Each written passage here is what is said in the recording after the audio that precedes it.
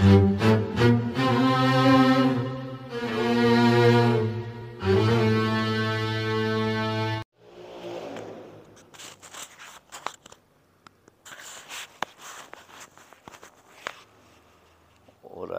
baca tafsir Jalalain tabarruk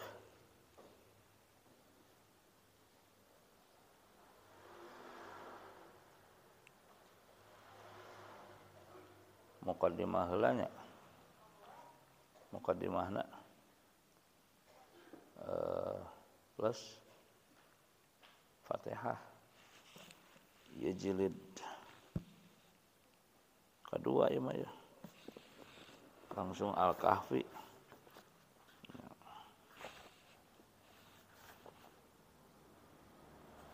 sok langsung Al-Kahfi weh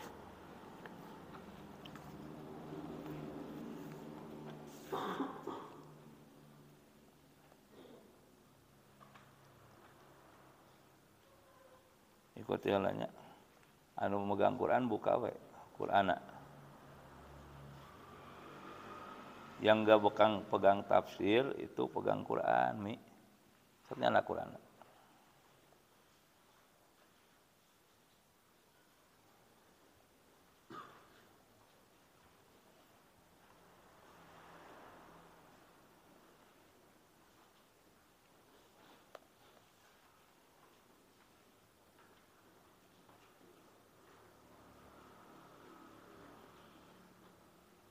so buka tengah-tengah anak Quran mah di suhun ya.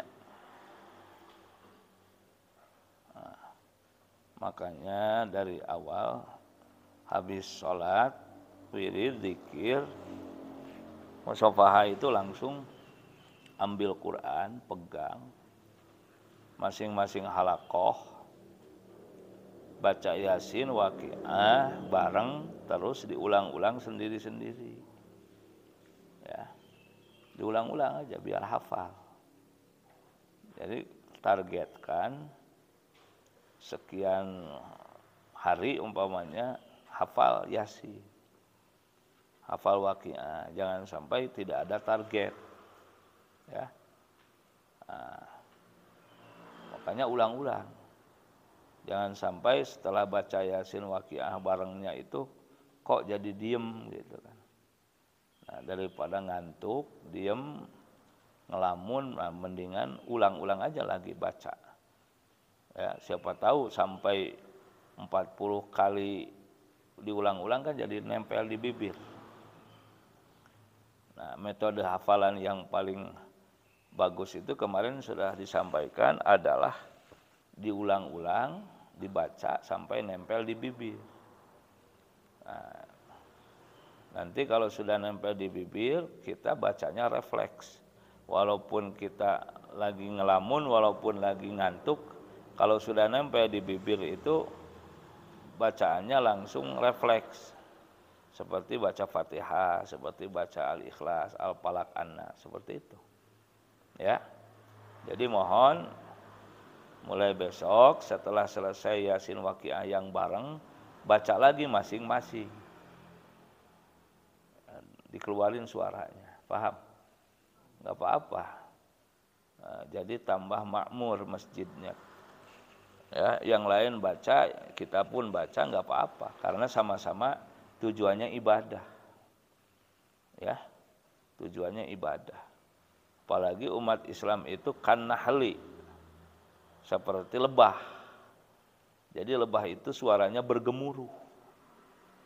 Nah, bergemuruhnya suara umat Islam itu menjadikan kafir gentar. Ya. Nah, jadi kalau orang kafir mendengar umat Islam bergemuruh suaranya baca Quran, itu orang kafir gentar. Ya, paham? Nah, jangan sebaliknya, justru umat Islam tidak terdengar suaranya. Sepi. Nah, sehingga orang kafir berani karena mengira orang Islam udah mati. Nah, yang paling ditakuti oleh orang-orang Yahudi dan Nasrani itu adalah kebersamaan umat Islam dan suaranya yang bergemuruh. menggoncangkan jagat sampai ke arasy. Baca Qur'annya, zikirnya, sholawatnya. Alhamdulillah kulli hal. Alaikumullah. Nah, jadi keluarkan suaranya, bergemuruh. Paham? Ya, paham? Karena umat Islam bagaikan lebah. Kenapa dalam Al-Quran itu ada surat An-Nahl artinya lebah? Nah, filosofinya ya karena umat Islam harus seperti itu. Lihat lebah. Lebah itu enggak pernah hinggap kecuali di tempat yang bersih-bersih dan indah, yaitu bunga. Benar enggak? Lebah hinggapnya di mana? Nah, lebah itu hinggapnya di bunga.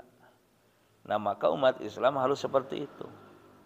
Dia enggak hinggap di mana saja, apalagi di tempat-tempat yang yang kotor, yang menjijikan, yang hina. Nah, ya bukan berarti kita ini eksklusif, bukan.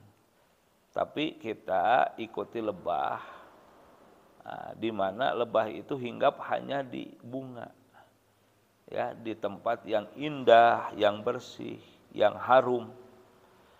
Kemudian yang kedua, lebah itu tidak mengeluarkan sesuatu yang bau, tapi harum dan manis. Ya, harum dan manis, yaitu apa? Madu. Madu. Ya, nah ketika kita sering duduk di masjid, ketika sering duduk di majelis dzikir, ketika sering duduk di majelis ilmu, ketika kita tinggalnya di pesantren, insya Allah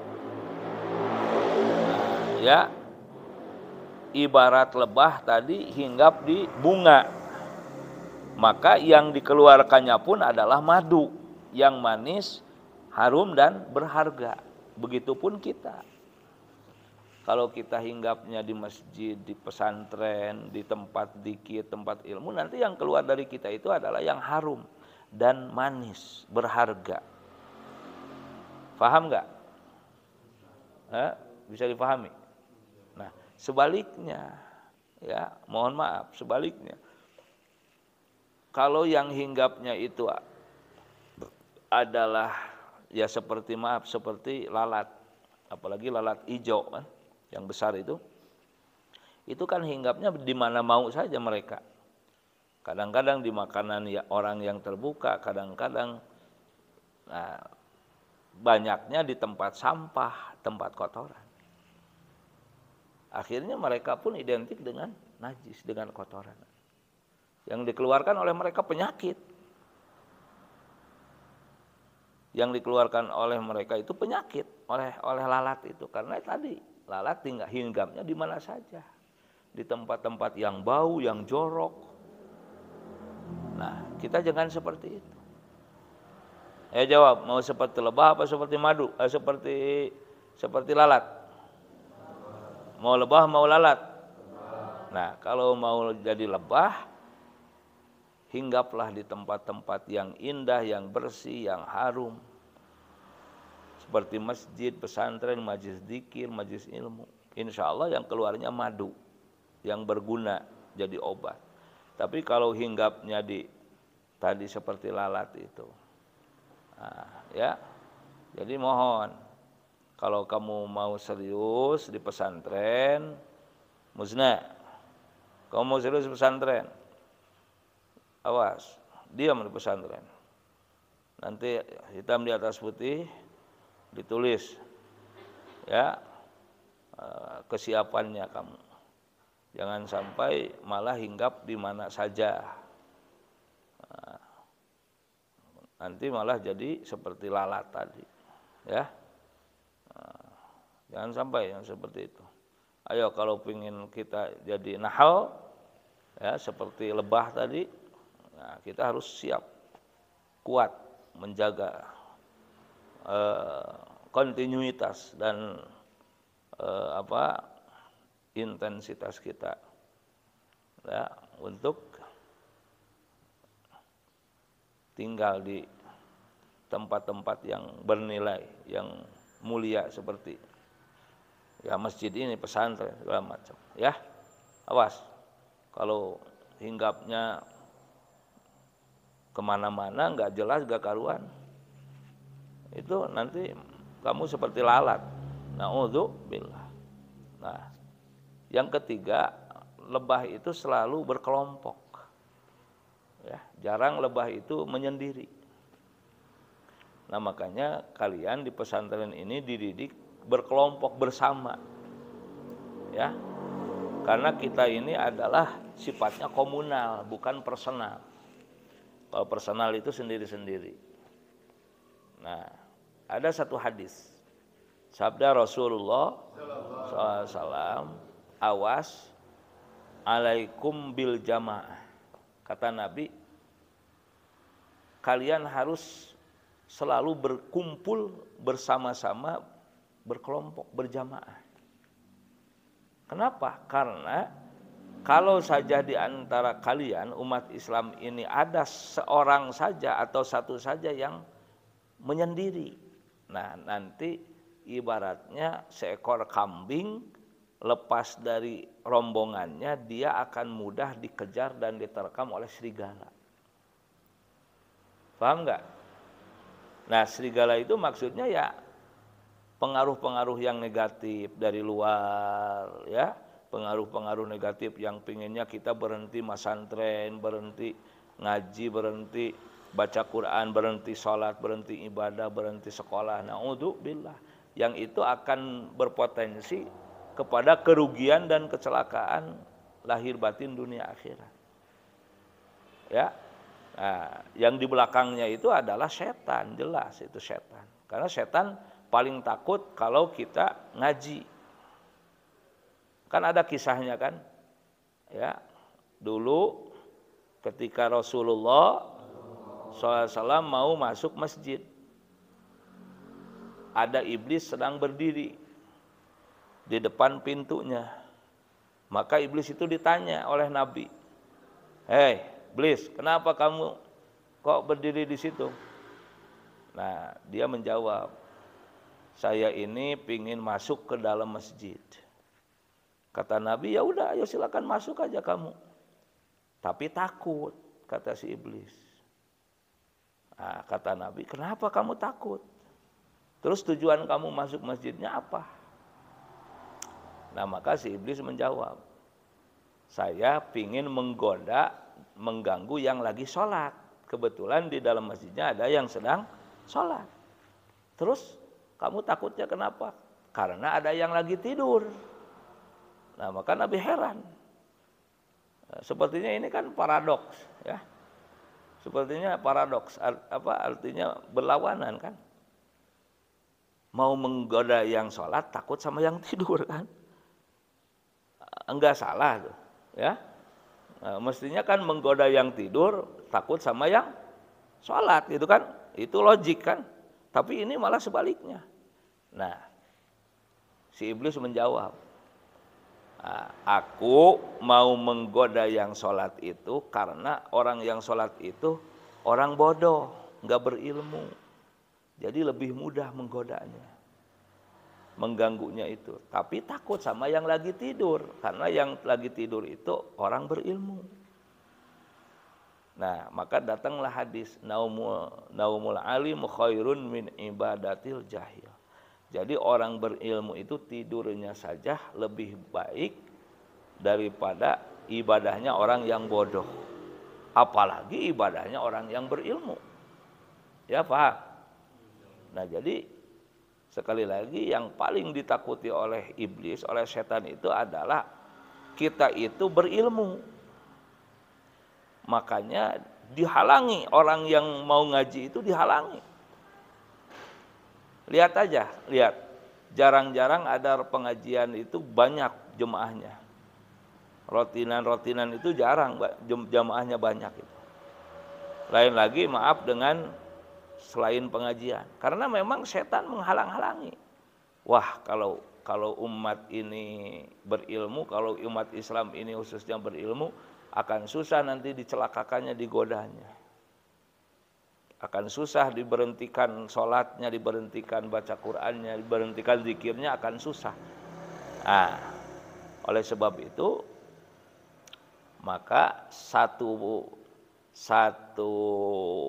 saat mencari ilmu atau ngaji itu lebih utama daripada sholat sunnah 1000 rakaat. Ya, paham? Paham? Nah, ada lagi nih, satu lagi hadis ya. Suatu hari Rasulullah SAW masuk ke dalam masjid. Pas di masjid itu ada 2 kelompok. Jadi masalah ada beberapa kelompok di masjid itu di zaman Nabi pun udah biasa. Jadi nggak usah dipersoalkan. Ya, nggak usah dipersoalkan. Yang penting sama-sama tujuannya adalah ibadah kepada Allah. Walaupun beda kelompok, beda amalan, beda bacaan, nggak apa-apa. Ya, sama-sama jalan aja. Yang penting sama-sama lancar. Nggak usah, yang penting masing-masing kepo, apalagi masing-masing istilahnya terdampak, nggak usah. Ya, nah, masuk Nabi ke masjid, ada 2 kelompok, yang satu sedang zikir, yang satu sedang ngaji. Nah ya, maka Nabi masuknya ke kelompok yang sedang ngaji. Ya, Nabi masuknya ke kelompok yang sedang ngaji. Nah, hadis ini menunjukkan bahwa majelis ilmu itu lebih utama juga dari majelis dzikir. Paham? Ya, apalagi kalau digabungkan dua-duanya, ya itu lebih utama. Zikirnya ada, ngajinya ada. Itu nurun fauqa nur, cahaya di atas cahaya. Paham? Nah, tidak ada yang jelek, semua bagus. Majelis zikir bagus, majelis ilmu bagus, cuman ada yang lebih bagus, yaitu yang kedua, majelis ilmu. Ada lagi di atasnya, gabungkan kedua-duanya. Paham? Ya, nah seperti itu. Ya, insya Allah. Baik. Suratul Kahfi. Ya, surat Al-Kahfi ini makkiyatun, bangsa Mekah. Masih ingat? Bangsa Mekah itu apa? Bareng diturunkan. Ulangi. Bareng diturunkan sebelum hijrah Nabi dari Mekah ke Madinah, walaupun diturunkannya di Madinah atau di mana saja. Ya. Nah, sedangkan yang kedua jenis apa? Madaniyah. Apa jenis Madaniyah itu artinya? Diturunkan setelah hijrah walaupun di Mekah. Kalau nabinya sudah hijrah walaupun di Mekah turunnya. Seperti Al-Kahfi ini, ya itu namanya kalau nabinya sudah hijrah diturunkannya walaupun di Mekah, ya Madaniyah. Tapi kalau Al-Kahfi ini diturunkannya sebelum Nabi hijrah. Ya, sehingga ini Makkiyah. Riwayatnya kan sudah diterangkan ya. Sudah. Illa kecuali wasbir nafsaka al-ayata. Kecuali ayat wasbir nafsaka al-ayata sampai akhir ayatnya. Nah, jadi ada di antara ayat surat Al-Kahfi itu yang bukan makkiyah, yaitu ayat wasbir nafsaka. Ya. Wasbir, dan harus sabar kamu nafsaka atas dirimu. Wasbir jeung kudu sabar anjeun nafsaka kana diri anjeun.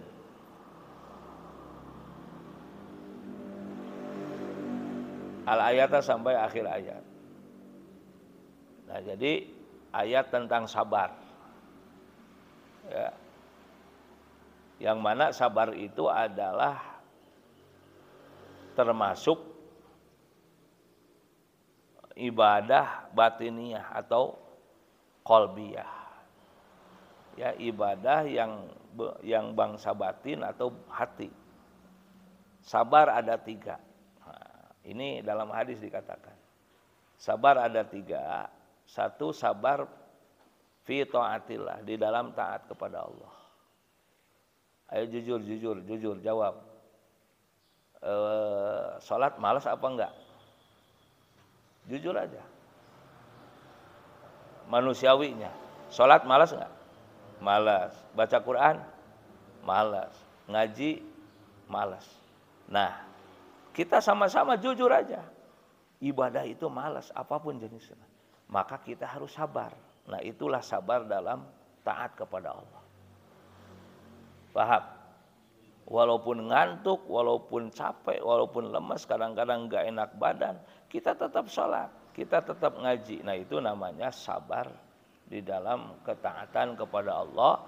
Maka ada 300 rahmat Allah di sana. Ada berapa? 300 rahmat Allah di sana. Yang kedua, sabar fi maksiatillah. Sabar di dalam maksiat kepada Allah. Awas jangan salah paham. Bukan sabar dalam maksiat kepada Allah itu kita udah enggak kuat, umpamanya maksiat terus aja sabar, bukan begitu. Tapi sebaliknya, berusaha melepaskan diri. Yang sudah kadang melakukan maksiat kepada Allah berusaha melepaskan diri agar bisa meninggalkannya. Bagi yang belum melakukan, pasti ada godaan, dia lawan, jangan sampai mengikutinya. Nah, itu sabar dalam maksiat kepada Allah. Paham? Maka diberi 600 rahmat oleh Allah. Jadi ini 2 kali lipat. Kalau tadi sabar dalam ibadah berapa? Nah, ini sabar dalam maksiat 600 rahmat Allah. Yang tadinya enggak salat jadi salat, yang tadinya enggak ngaji jadi ngaji. Maaf, yang tadinya melakukan dosa terus berhenti, terus istighfar, taubat. Nah, itulah dapat 600 rahmat Allah. Yang ketiga, sabar fi musibatillah, ya. Di dalam menghadapi musibah yang diturunkan oleh Allah. Ya. Jadi musibah yang menimpa kita, apapun itu harus diterima dengan sabar, dengan ikhlas. Ya, itu sabar dalam musibah, ya. Apa aja musibahnya itu? Apakah kita ada yang menzalimi, apakah kita ada yang menghina, ataupun kita ada yang mengkhianati atau bagaimanapun, atau bisa saja musibah itu penyakit, musibah itu kehilangan sampai kematian. Nah, itu kita terima dengan sabar. Nah, maka Allah beri 900 rahmat. Nah, jadi tambah lagi. Kalau tadi sabar dalam ibadah itu berapa? 300 rahmat Allah. Kalau sabar dalam maksiat, nah sabar dalam musibah, lebih gede. Ya. Hidupnya prihatin, hidupnya kekurangan, tapi dia sabar. Nah, 900 rahmat Allah. Wasbir nafsaka. Wahia, lanjut. Wahia jeung ari surat Al-Kahfi teh eta mi'atun 100 ayat. Mi'atun 100 ayat wa asyru ayatin jeung 10 ayat. Mi'atun 100 ayat wa asyru ayatin jeung 10 ayat. Jadi 110 ayat. Ya.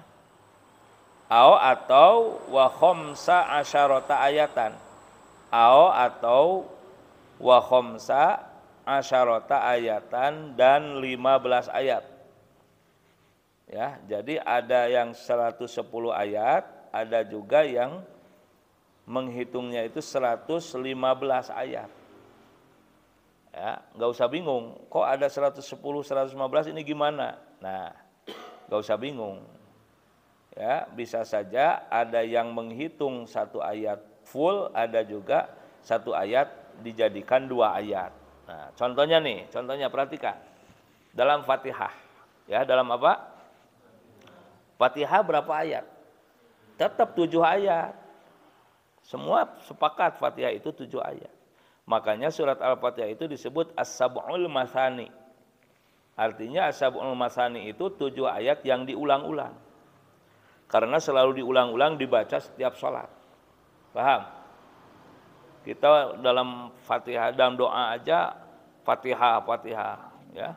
Enggak pernah ada kita doakan yang sedang sakit Al-Baqarah, enggak ada. Ya, khususon ila ruhi misalnya siapa Al-Maidah enggak ada. Ya. Tapi Al-Fatihah semua, ya, paham? Nah, maka Al-Fatihah itu disebut As-Sab'ul Masani. 7 ayat yang diulang-ulang. Nah, tapi kok ada yang mengawalinya dengan Bismillahirrahmanirrahim seperti mazhab kita Imam Syafi'i. Tidak sah sholat tanpa Fatihah, tidak sah Fatihahnya tanpa Bismillah. Tapi mazhab lain seperti mazhab yang ada di Mekah sana, di Madinah, itu kok Fatihahnya langsung Alhamdulillahirabbil alamin, enggak pakai Bismillah. Tapi tetap 7 ayat. Nah, jawabannya dua-duanya ada dalilnya, dua-duanya benar. Yang beda itu adalah di ayat terakhirnya. Yang diawali bismillah seperti mazhab kita Imam Syafi'i itu siratal ladzina an'amta 'alaihim ghairil maghdubi 'alaihim waladdallin. Amin. Nah, itu dijadikan satu ayat. Paham? Dijadikan satu ayat. Nah, makanya yang paling bagus dalam fikih Syafi'i itu jangan dipisah bacanya itu. Nah, kalau dipisah itu justru adalah madhab lain yang mengawalinya dengan hamdalah, tidak pakai bismillah. Karena ayat terakhir dijadikan 2 ayat. Siratal ladzina an'amta 'alaihim. Nah, 1 ayat. Ghairil maghdubi 'alaihim waladdallin. 1 ayat. Paham? Nah, itu saja. Ya. Al-Kahfi sama, ada yang menghitungnya 110, ada yang menghitungnya 115. Tapi dari awal sampai akhirnya ayatnya sama. Nah, yang beda itu tadi, mungkin ada yang 1 ayat dihitung full, ada yang dijadikan 2 ayat umpamanya. Paham? Ya udah, segitu aja dulu. Wallahu a'lam bishawab. Mudah-mudahan berguna, bermanfaat. Karena ya kita menghemat waktu lah, ya. Assalamualaikum warahmatullahi wabarakatuh.